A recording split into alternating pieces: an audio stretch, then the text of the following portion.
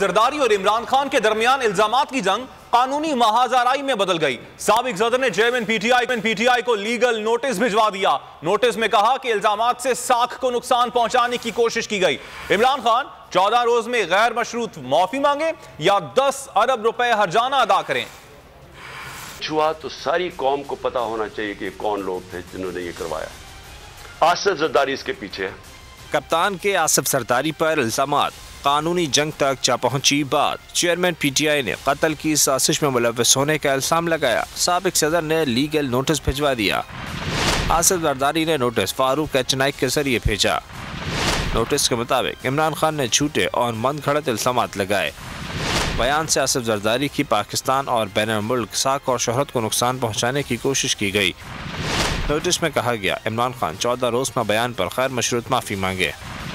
बसूरत दिगर इनके खिलाफ सिविल और फौजदारी कार्रवाई की जाएगी।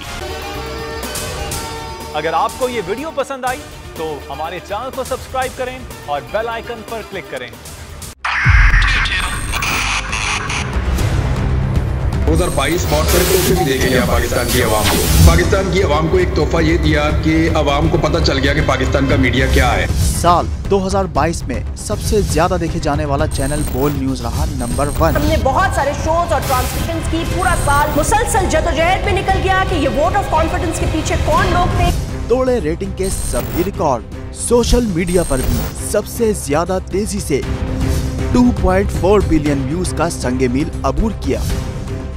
एंकर्स को भी आवाम में सबसे ज्यादा मकबूलियत मिली और सोशल मीडिया पर भी बोल रहा सब पर सब्सक्राइब करें और बेल दबाएं ताकि कोई खबर रह न जाए।